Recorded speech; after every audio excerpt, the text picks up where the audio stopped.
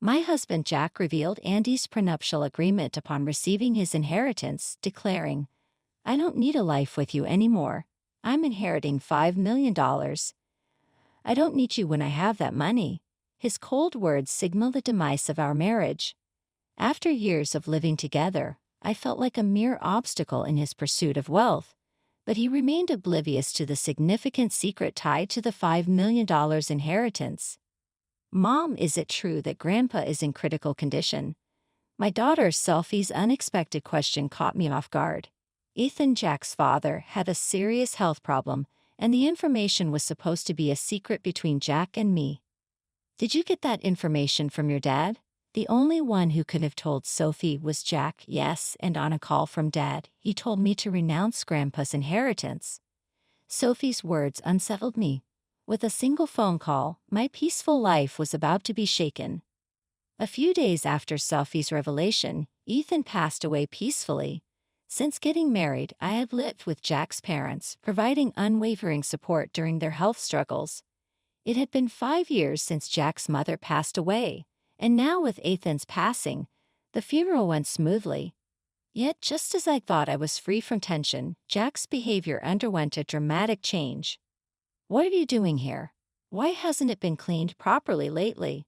Jack frequently pointed out minor dust and small stains. "I'm sorry, I must have missed it. I'll clean it right now." However, the issue wasn't just about cleaning. "Why are you serving this? I wish you paid more attention to the taste when you cook." Even the dishes he used to enjoy were now unappreciated. "Is there something bothering you lately?" I gathered the courage to ask, but it only worsened his mood. "It's useless to deny it. To be honest, the food you make isn't good. I've been tolerating it because my parents never complained, but I've always felt its tastelessness deep down." Jack's words pierced my heart, marking the first time he had criticized me so severely. My mom always cleaned and did laundry perfectly, and at mealtimes she cooked with care without cutting corners. "You're nothing like her. I've been patient, but I can't stand it any longer." This was the first time he compared me to his mother and criticized me. All I could do was deeply reflect on myself. "I'm truly sorry. I couldn't have imagined that he valued my cooking so little." Tears started to flow uncontrollably. "Do you think anything will change if you cry? Your tears mean nothing now. Don't show them to me." Jack abruptly stood up, leaving the house and slamming the door behind him. "Jack, where are you going? Come back." But it seemed he didn't hear me. My mind was in turmoil, unable to comprehend this sudden change. Until a few months ago, we were a couple sharing everything, holding hands and navigating life's challenges together. I couldn't understand how we had become so distant. And then I remembered the call from Sophie, revolved around Ethan's inheritance.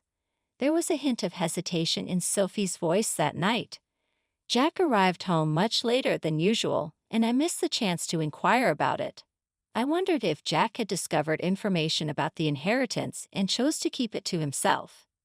Attempting to approach Sophie, I questioned why they were discussing inheritance while Grandpa was still in good health.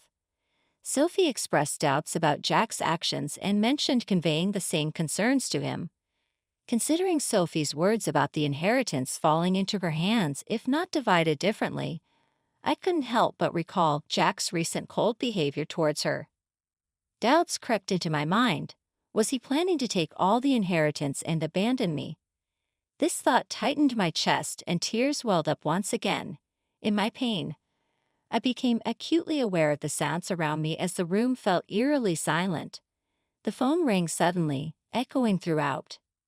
Though I didn't feel up to answering, considering the importance, I checked the caller ID. It was Jack's name, the same Jack who had left the house earlier. Answering felt tiresome, but I didn't want to face any backlash for ignoring it, so I hesitantly picked up. "What are you doing? Don't keep me waiting." "I'm running out of time." His sudden authoritative tone caught me off guard. He was indeed stubborn at times, but yelling without reason was unlike him. Shocked by his changed demeanor, I let out a slight sigh, hoping he wouldn't notice. "What's wrong? Is there a problem?" I asked. "I have something to talk about." I'll be home soon. Stay home and wait for me." His voice sounded noticeably colder than before. I replied with a brief "okay" and promptly hung up. Looking at the clock, I realized more than 3 hours had passed since Jack went out. Overwhelmed with confusion and pain, hadn't noticed the time. After a while, I heard the door open and Jack's footsteps. A sweet scent of body wash, one we didn't use at home, wafted from him. That unfamiliar smell intensified the pain in my chest. "I'll be straight. It's over. I want to end our relationship. As a token of gratitude, I'll give you $220,000. I'm genuinely tired of you not managing things at home. I want to live peacefully in my old age," he declared. Linda, who had dreamed of a peaceful old age, now faced the shattering of that dream by none other than Jack. "Why are you?" her word. Looking at the clock, I realized more than 3 hours had passed since Jack went out. Overwhelmed with confusion and pain, hadn't noticed the time. After a while, I heard the door open and Jack's footsteps. A sweet scent of body wash, one we didn't use at home, wafted from him. That unfamiliar smell intensified the pain in my chest. "I'll be straight. It's over. I want to end our relationship. As a token of gratitude, I'll give you $220,000. I'm genuinely tired of you not managing things at home. I want to live peacefully in my old age," he declared. Linda, who had dreamed of a peaceful old age, now faced the shattering of that dream by none other than Jack. "Why are you?" her words trailed off as she searched for what to say. Jack looked at her with a smug smile. At that moment, a bright ringtone from Jack's cell phone filled the room, an unfamiliar tone, different from his usual one. To Linda, it felt like this unusual sound hinted at communication from a specific individual. "I'm sorry, but I haven't finished my errands yet." Linda sensed a slight softness in Jack's voice, different from how he usually sounded towards her. It felt somewhat kinder and more intimate. Furthermore, the sweet scent of body wash, the unique ringtone, and the change in tone hinted at something he might be hiding. Linda knew it, whispered quietly. After ending his call, Jack looked down at Linda with emotionless, cold eyes. "My intentions haven't changed. I want you to sign this document. I'll contact you later. Make sure to have it signed by then. I don't plan to come back to this house. Remember, this house is now yours." Without uttering another word or even looking at my face, Jack headed towards the door. What did our long marital life of 40 years mean? A few days later, I found myself at a lawyer's office, gathering information about Jack's actions and Ethan's inheritance. When I explained it to our daughter, Sophie, her complexion changed. It was painful to reveal our mistakes to our daughter, but out of love for me, Sophie shed tears and showed strong determination to confront Jack. She introduced me to a lawyer to support us. "Hello, I am Robinson. I will be handling your case. I will support you to the best of my ability." The woman named Robinson sitting across from me seemed to be in her late 40s, exuding a calm aura. Her neatly groomed hair and professional attire provided reassurance. "I'm truly sorry for approaching you suddenly. My name is Linda Johnson. I'm a bit nervous since it's our first meeting under such circumstances." "That's all right. I have already received some information from Sophie," Robinson assured me. Based on what I'd researched and the information Robinson separately gathered, we verified the facts. My husband didn't have any siblings, so as Sophie renounced the inheritance, the substantial fortune of about $5 million would all go to him. We also uncovered an important fact about his affair with a woman named Jennifer through joint investigation. "How do you intend to proceed from here?" Mrs. Robinson asked in a gentle tone and soft eyes. "Thank you from the bottom of my heart," I said, appreciating her. After exchanging fees and a brief discussion, I quietly left the office. 5 days later, I received a call from Jack proposing a meeting at a quiet cafe. I arrived a bit earlier, choosing a seat by the window to enjoy the calm outside view. When Jack and his new girlfriend, Jennifer, walked in, he smirked with a sense of pride. "Are you prepared for the divorce?" I was a bit surprised that this was his first statement. It seemed he was convinced he's in full control. Is this your new associate? I hadn't expected him to bring her to such an important discussion, and I was astonished at his decision. I wondered if he was the man I once deeply loved, or had he changed because he cheated, or was he always like this? I couldn't tell. Hold on, there's something I want to discuss. A hint of confusion was evident on Jack's face. What are you getting at? Is it all about your father's inheritance? Is that why after all our years of marriage, you're deciding this? I wanted to know the truth behind all these events. I can't see how my father's inheritance and you are related. That's solely my father's, Jack replied.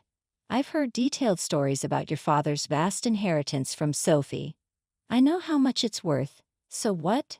That inheritance isn't for you to take. But I'll answer. Actually, more than the inheritance itself, the end of taking care of my parents is one of the reasons I want to part with you. Just a caregiver role. How had Jack seen me only as a caregiver and not the loving wife I used to be?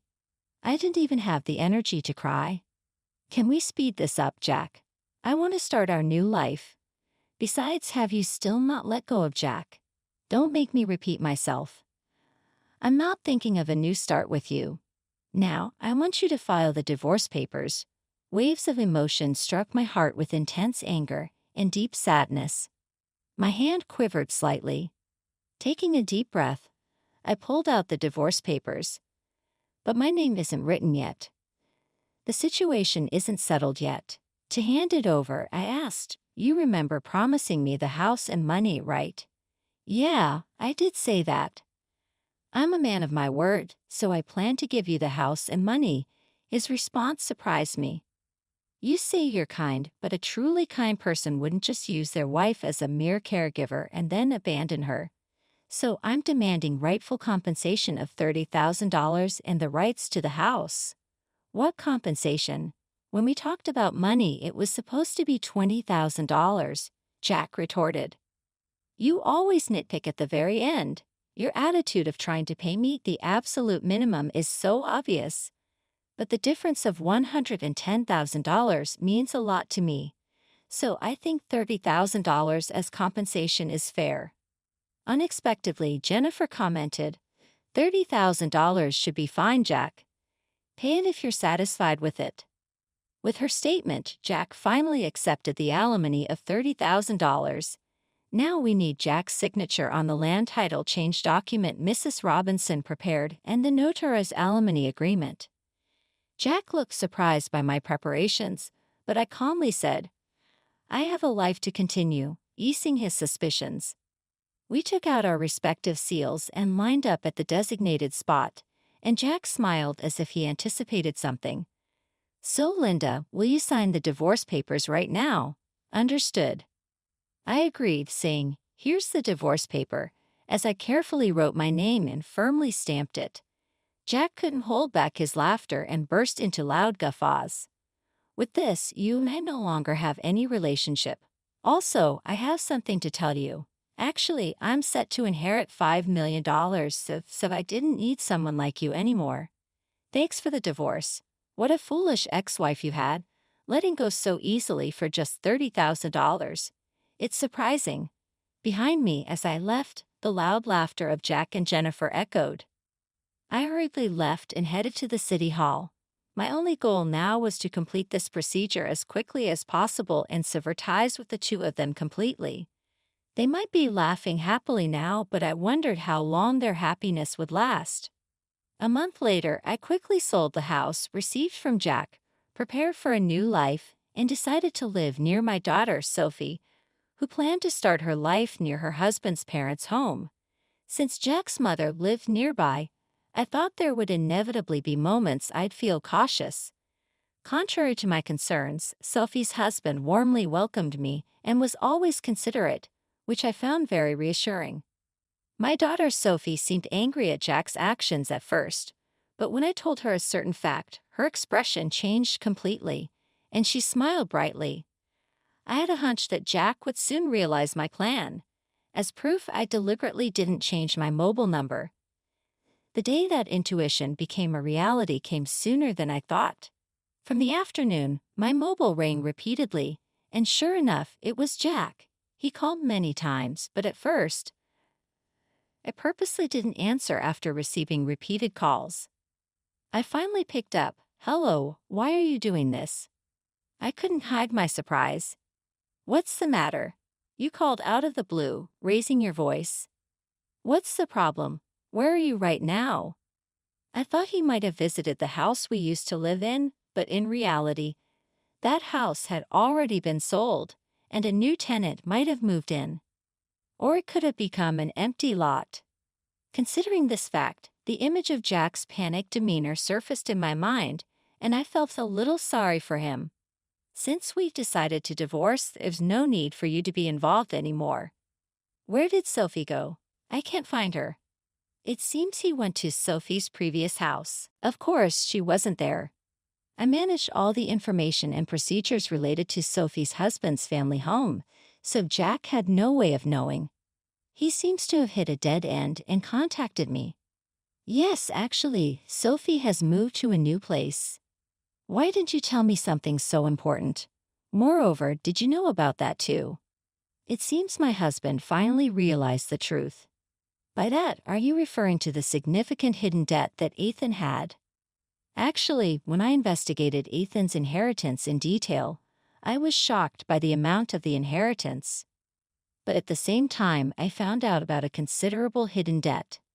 Probably while he was alive, he estimated he could repay the debt with about $5 million and hid that fact from us. However, he passed away midway through repayment, and the hidden debt was left neglected. And when you officially receive an inheritance, you are also obliged to inherit such hidden debts. Jack was blinded by the allure of easy money and neglected thorough verification and investigation. That was his big mistake. "So, I have a question. Did you really know about my dad's debt?" Jack asked. "Information is easy to come by. It becomes clear to anyone with a little search. That's why I noticed it." I imagine Jack turning red with anger on the other end of the phone. "Anyway, what about the promised money? What about the money you intended to return?"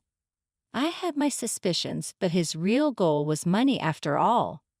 Besides, about that property, if I had known about my dad's debt from the beginning, I wouldn't have gotten involved at all. I understand how you feel. I thought it deep down, but I chose not to say it. But think about it, putting aside the money issue for a moment, you got to marry a very attractive woman, right? Isn't that pretty lucky? Of course, I don't know if Jennifer chose Jack because of his assets or if it was truly love. As soon as Jennifer found out about my debt, she left me. I thought she would. It's exactly as I expected, Linda. Think about it. How about starting over with me? I feel deceived by Jennifer. I just realized now you're the person I really need. The tone of Jack's voice suddenly dropped and became emotional. I wondered if he had forgotten everything he did to me. I'm cornered. Every day I'm being rushed by collectors, and the debt I can't repay is piling up. I'm at my limit. I really feel my life is in danger. Help me, please. Even after hearing his desperate plea, I calmly thought, if I were in this situation, would Jack help me? I carefully chose my words and took a deep breath before answering. Right now, I'm living peacefully, and I'm truly satisfied. And in the days to come, I want to live in peace. You might have forgotten, but remember what was said at my response. Jack was momentarily lost for words on the other end of the phone. You mean back then? Yes, exactly, Jack. I'm really grateful that we were able to get divorced. Thank you for giving me a chance to choose a new path. I felt the tremor in Jack's voice and his tears, but for my future, I made up my mind and quietly ended the call. This marked the complete end of our relationship. I don't know how Jack's life is now or how he's repaying his debt, but I hope he's making an effort somewhere. Linda, how about taking a walk outside while looking at the beautiful scenery? Currently, I'm enjoying my days with a wonderful person I met through a hobby in Chicago. He's very warm and always with me. Spending time with him brings me unparalleled happiness.